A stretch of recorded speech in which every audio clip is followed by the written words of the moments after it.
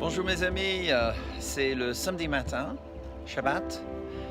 Et Shabbat, mais pas juste n'importe quel Shabbat, c'est Shabbat de Sukkot.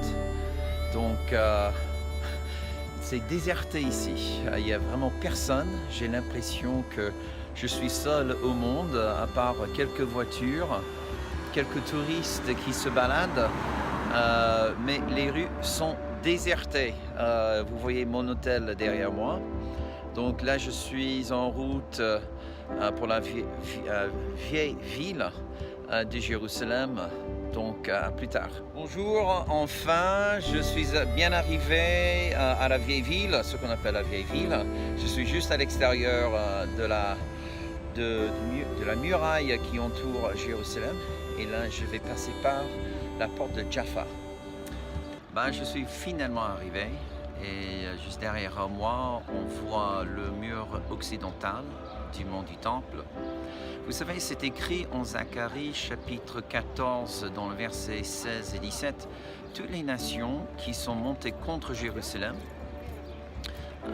ils reviendront une fois par an pour adorer le roi de l'univers, qui est notre Dieu, à la fête des tabernacles.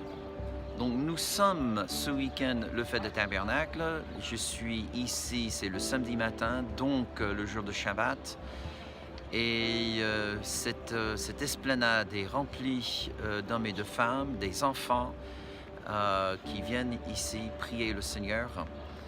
Donc je pense que c'est très important pour nous en tant que chrétiens de comprendre l'importance pour nous de cette fête biblique. La Bible appelle ça non pas une fête juive, mais bien entendu la fête de l'Éternel.